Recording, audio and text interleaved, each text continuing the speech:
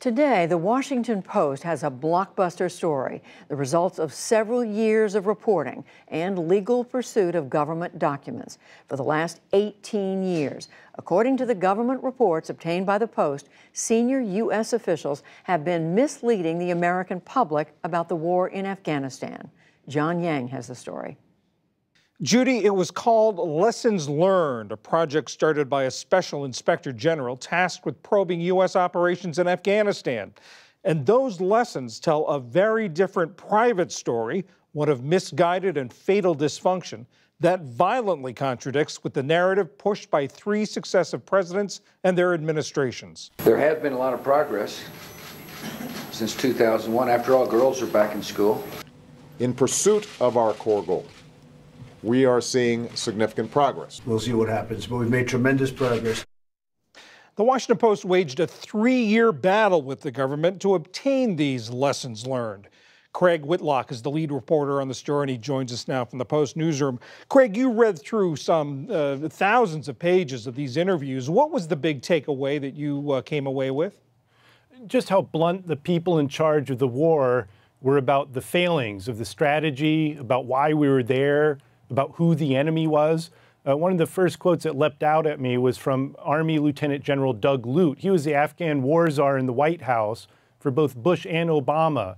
And he said, we didn't have the foggiest notion of what we were undertaking in Afghanistan. We didn't know what we were doing.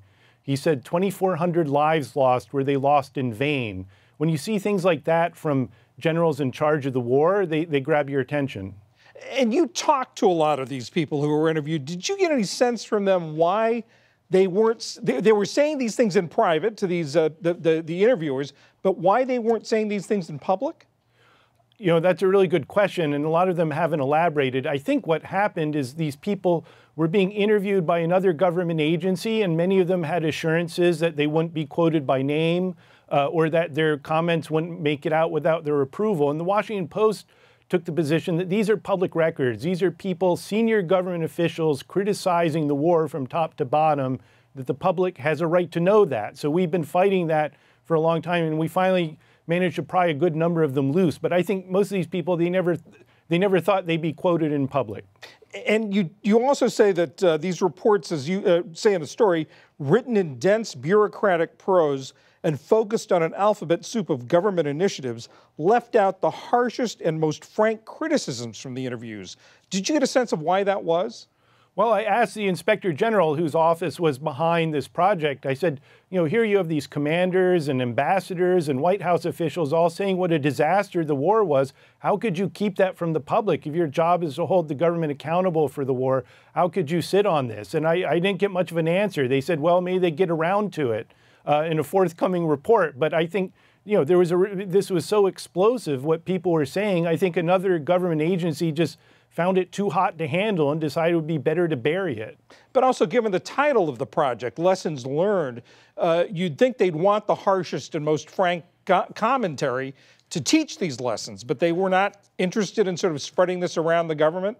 I think part of the issue here is when they started this project in 2014, you have to remember everybody assumed the war was coming to an end. And I think they thought it was a safe time to do a lessons learned project and get people to look back in time to see what happened. Of course, at that point, President Obama said he was going to withdraw all troops by the time he left office. That didn't happen. And then when Trump took office, he's actually escalated the war. There are more troops there. The bombing from the air, the air wars have intensified greatly. So I think the war went on much longer than even this agency or anybody in government thought. So I think it became much more sensitive, and they felt they had to keep it under wraps while the war was still going on.